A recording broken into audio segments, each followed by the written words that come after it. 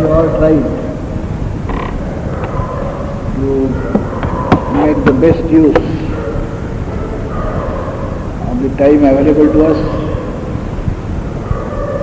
and receive and digest as much as we could. Almost all that was work being given to the trainees was given. Now nothing is left to be told. It was a motivation course. From that point of view, I believe now nothing is left. Nothing is left out. We have now full grasp of our ideology, of the path that we have to follow, and the personal conduct expected of us. Now, if anything remains, it is only the implementation. What has been said, what has been given is to be implemented now. And precisely it is the work that you have to do when you go from here to your respective fields.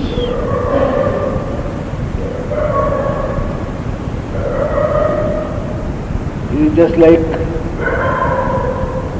saying Om Shanti Shanti Shanti after the mantra has been repeated. Otherwise there is no purpose of this last meeting and of this last talk before you.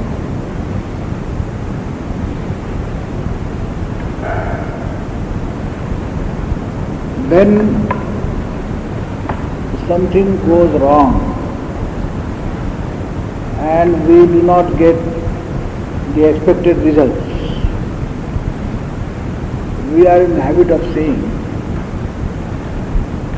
that we wanted to do certain things, we had our plans to do certain things, but what a man can do, man proposes and God disposes.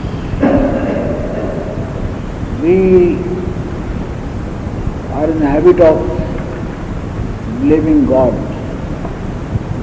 for all our lapses,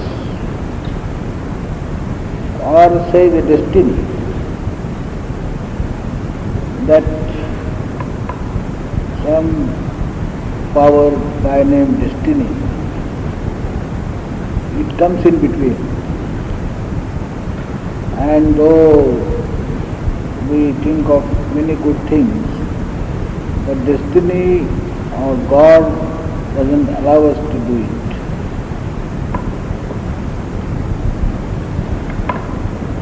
I have been repeatedly telling all these days during these discourses that we may, in the fitness of things, ascribe certain things to destiny. As far as we are today, it may be the cumulative effect of what we have done in the past and all that we do in the past that may be termed as destiny. Law is this, that whatever you do, it must fructify, this way or that way. It is inexorable law of karma. So, in the past what we have done, so it must take shape, and it may be rightly said that perhaps that is destiny. Destiny is nothing but your accumulated karma in the past. It must have its effect, good or bad. To that extent, I can understand the part played by destiny. Whether this name destiny should be given to it or not, that may be a disputable point. But if at all destiny has got any relevance, the relevance is here. That we have been living our life. It is not for the first time that we are being born. We have left behind many past lives and we have a continuous life. So whatever we have done in the past, whole accumulative effect, all things condensed together, its effects, its ramifications, that may be termed as destiny and that may have a role to play in our life. But this is my contention that a man can make and unmake his future. He is the Lord of his future. He is a master of whatever is to happen in the future. So we cannot say that whatever is in destiny it will happen. To the extent it has any relevance, this I have accepted. But then the whole future life is in our hands. And we are the master of our future. If we accept this, then to blame destiny and to blame God and to blame some supernatural powers for all our lapses is not justified. Perhaps the reverse is true. Instead of saying man proposes and God disposes, in most of the cases one should say God proposes and man disposes. It is seldom one may be able to say with justification that man proposes and God disposes. Man proposes and destiny disposes. Seldom it may happen. And that also because of our deeds in the past, which comes in the form of destiny. But most of the time in our life we shall see, we shall be convinced God proposes and man disposes. Look at this country. Look at this country.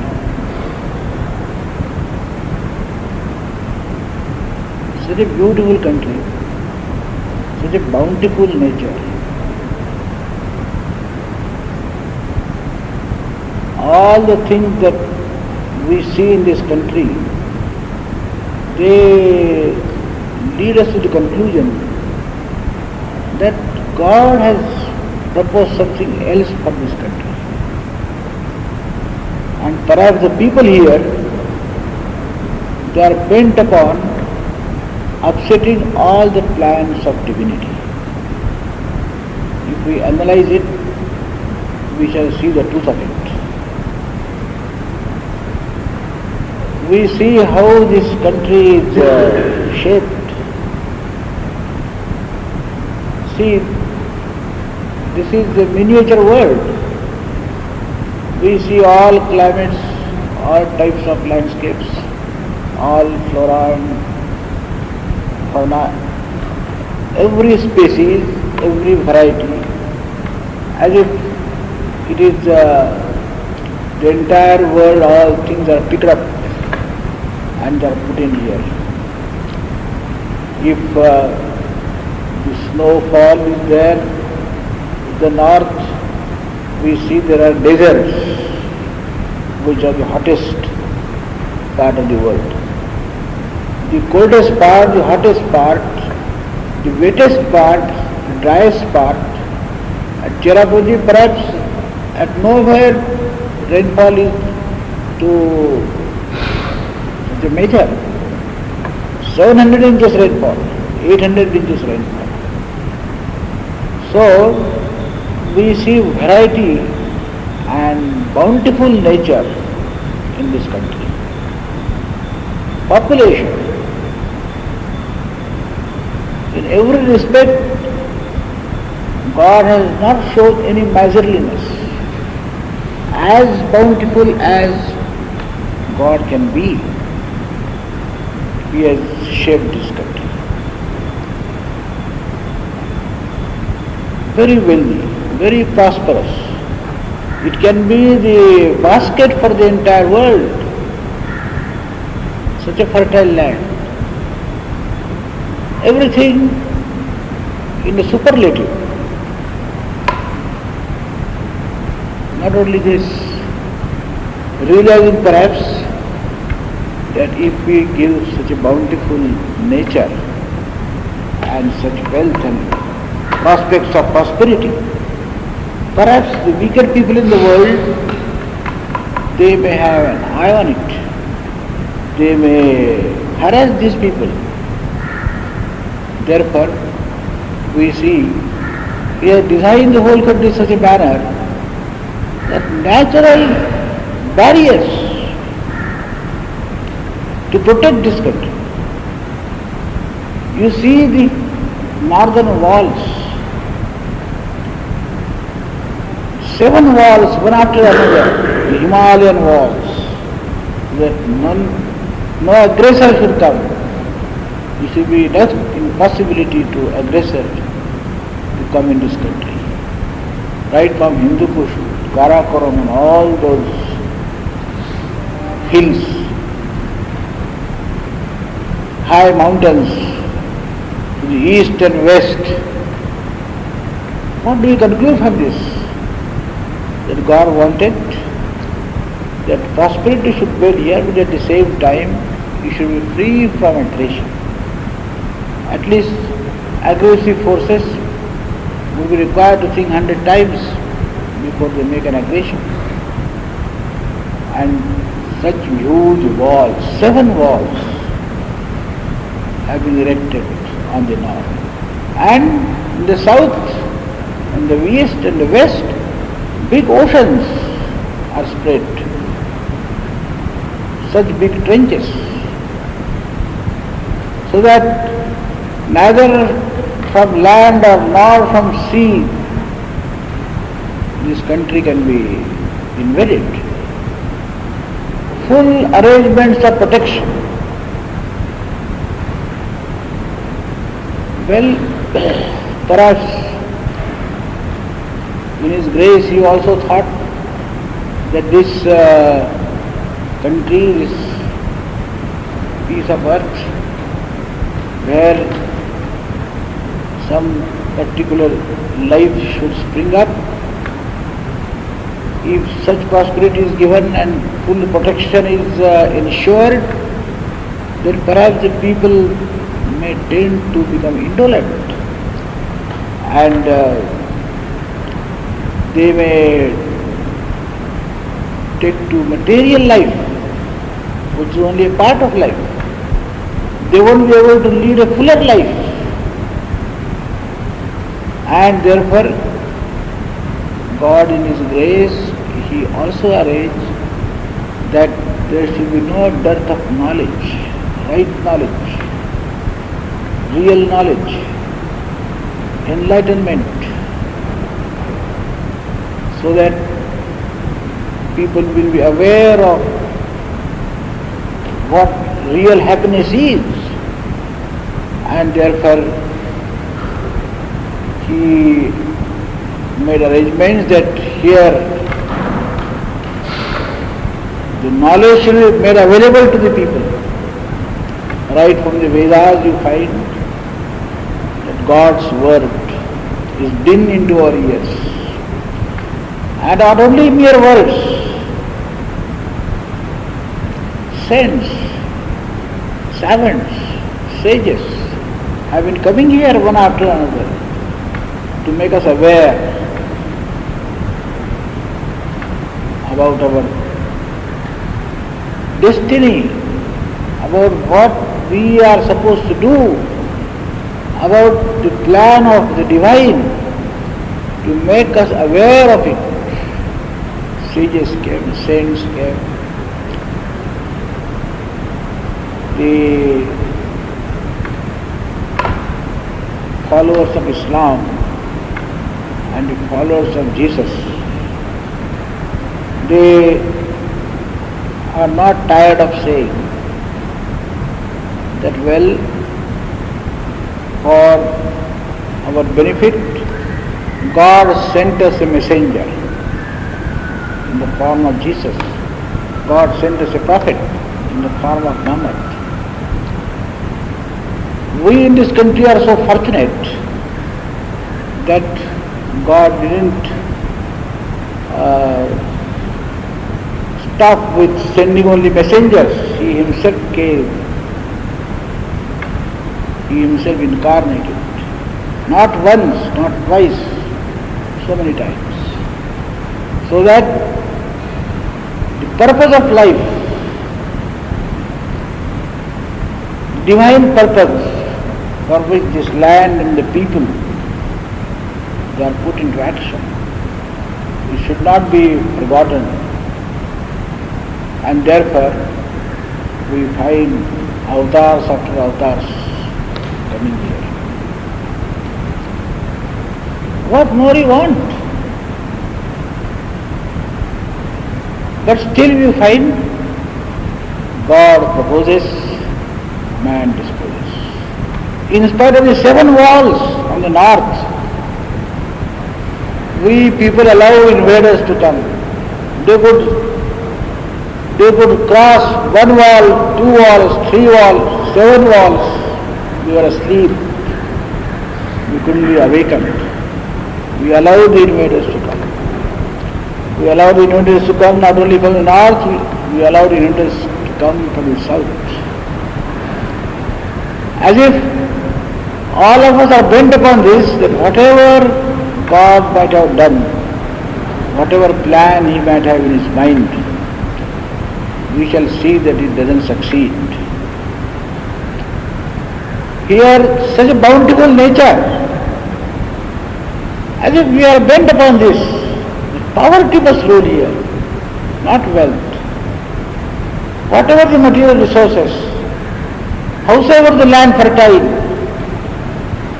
howsoever all the things that are required for the material prosperity, howsoever they may be there, but still our country will remain poor, as if making all efforts of divine futile. And the knowledge that we got, which was meant for being broadcast to the whole world, which are meant for being distributed with 2 hands, that knowledge we ourselves could not digest. And then people from other countries, they came and they polluted the atmosphere. And we find our own people became victims of partial knowledge, victims of wrong things, because whatever knowledge has been given to us, whatever is with us, we are not able to get ourselves benefited. What of giving it to the world for their benefit? So in all respects we find that we are out to fight the designs of the divine. It's a very glaring example of how God proposes and man disposes. not only in the case of we people. Swami used to say, every nation has a destiny to fulfill. Every nation has a message to deliver. And every nation has a purpose to serve. God gave us a purpose. God gave us a message. God gave us a mission. We fail to fulfill it. We fail to serve the purpose. We fail to deliver that message. This is the condition in the country. Just as this has happened in the case of this whole nation. Many times we find in the case of individuals it happens. God proposes and man disposes. God proposes and man disposes. Given opportunities, we don't use them. Opportunity comes to our door, we kick it, reject it. So many times it happens in life. I will give you an example. How it happens. Once, long back, I visited this Nangal, Bhakra Nangal, when the Bhakra dam was under construction. I had the good fortune to visit that place number of times during construction stage. There, because that engineer was very well known to us, he took the trouble to take us around from 8 o'clock in the morning to evening. We were with him and he took us to all the things that were worth seeing. Then, at that time, the foundation of Bhakra Dam was under construction. Foundation was being laid. Very big, massive foundation. You cannot imagine it. What the foundation of a dam means. I had the fortune to see it. And just as cement, concrete and so many things were used for making that foundation strong, because that is to stand there for years, for centuries, making the whole land fertile, taking the Sindhu water to distant parts. So the foundation was to be massive. Near that place, near that dam, say about 10 miles from there was a river. That river was used to be dry all the 9 months. Only 3 months water would be there. Otherwise, that river would be completely dry. A big river.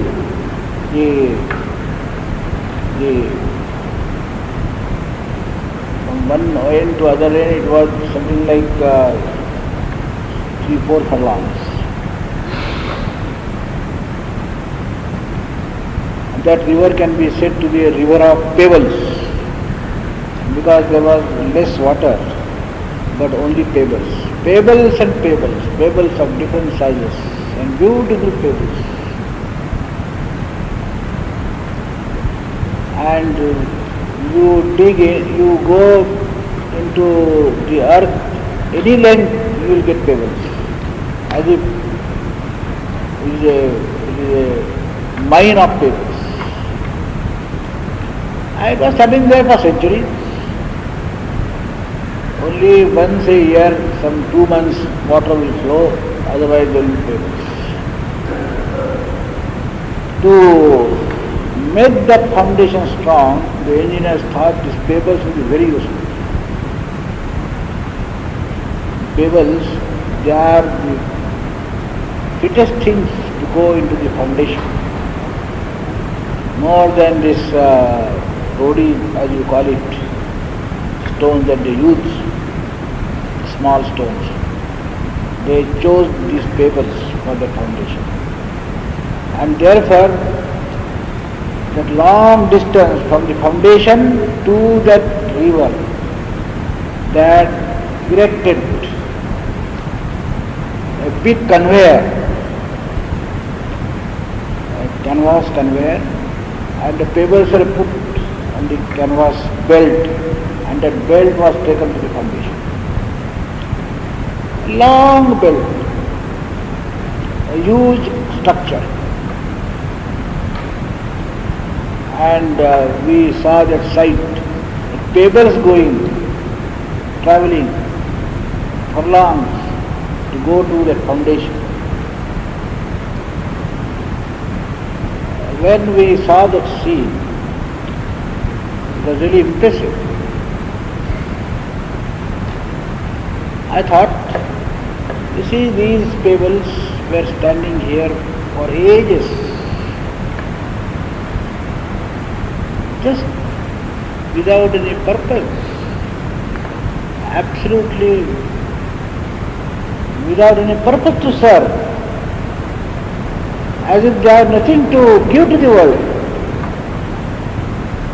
But you see, by their great fortune, some engineer got into his head that these pebbles are useful. He discovered the use of those pebbles. He could discover the use of those pebbles. Their golden moment had come in their life. The engineer selected them. And then he had also the ingenuity to take those pebbles to that foundation. All those will go into that foundation. Which foundation? On which the dam is to stand, and which will control all the water of Sindhu, and then flood and make the land fertile and make thousands and lakhs of people bless this Bhakra dam. So, see how destiny works.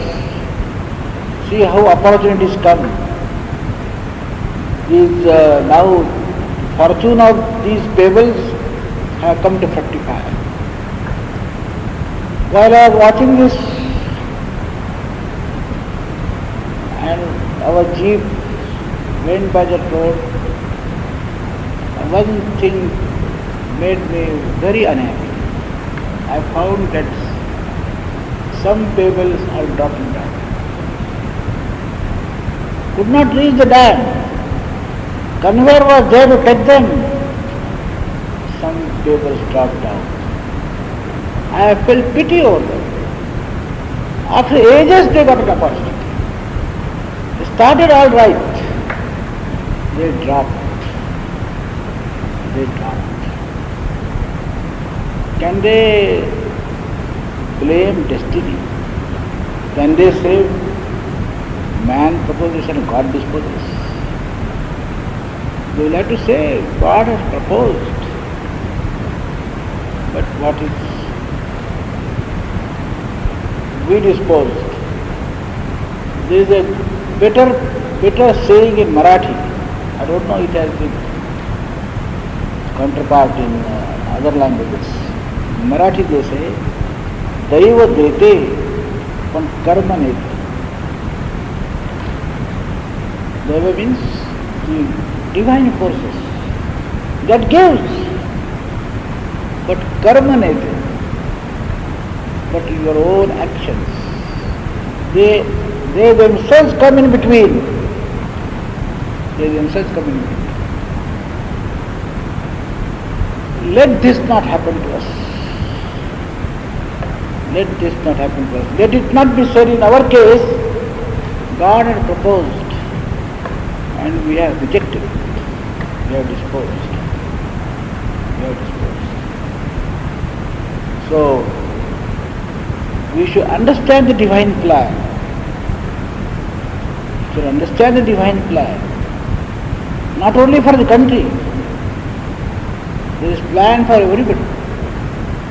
It is not an accident that you have come here. Certainly not. You might be in your ignorance thinking that it's an accident. Somehow I got the advertisement. And that particular day, I don't read papers, but that particular day I read paper. And then it was there. And it somehow stuck in my brain. Generally things do not stick in my brain. But that thing that day stuck. And then it made a hope. And then I followed. Fortunately I got answers. Fortunately I got into correspondence. And that is the accident which has brought me here. You may call it an accident. Nothing is an accident in this world. Nothing is an accident. It is an incident. It is an event. It is an opportunity. It is a divine opportunity. It is a divine opportunity. Don't reject opportunities. Opportunities are duties. Opportunities are duties. Never to be rejected. And to be utilized in full. That is, as a matter of fact, the divine proposal. Accept it or reject it. Accept it or reject it. You are free to do anything. But don't blame destiny. Don't blame God. But I wanted to do this thing. God came and did it. So, it is a very good opportunity that we came here. We had a fine time the last 3 months. I'm sure you don't feel that well.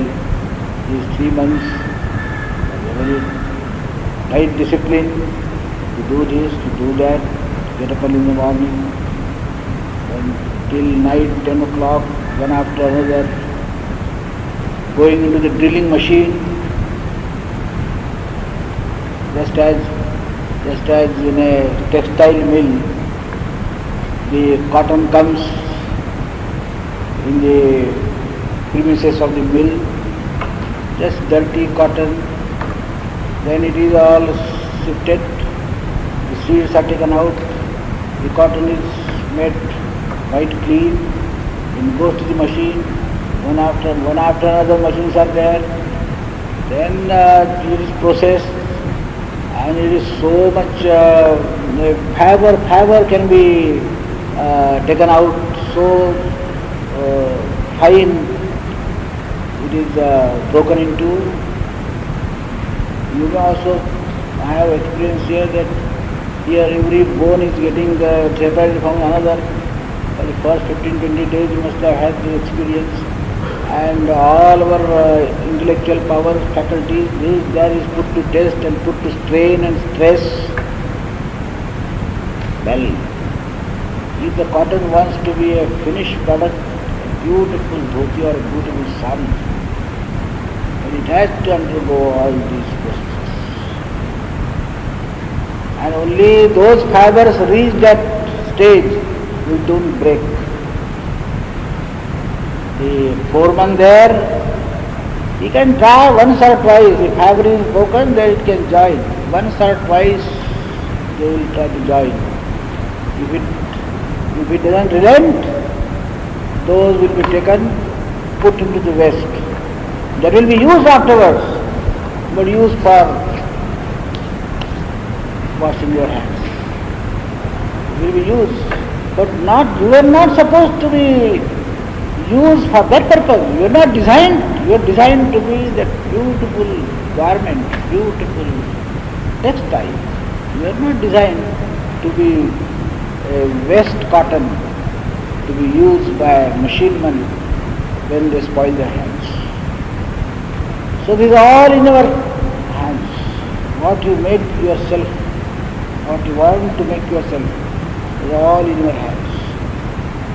So I don't think you have considered that these 3 months were very terrible or very ordeal, as if if Ramchandra had gone for Vanvas for 14 years, we are at least a test of it for 3 months. So that sort of attitude I don't think you have.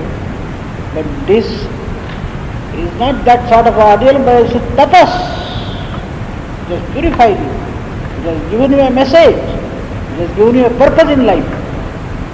Follow it. And therefore I said in the beginning, everything that has been given to you, now it is your turn to implement everything that has been into your ears.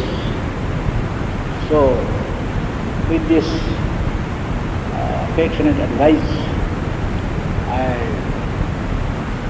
take your leave. In fact, all of us are taking leave of each other, and I hope you will give a good account of this and be worthy of being called a Kendra. This is all that I would like to say on this farewell occasion.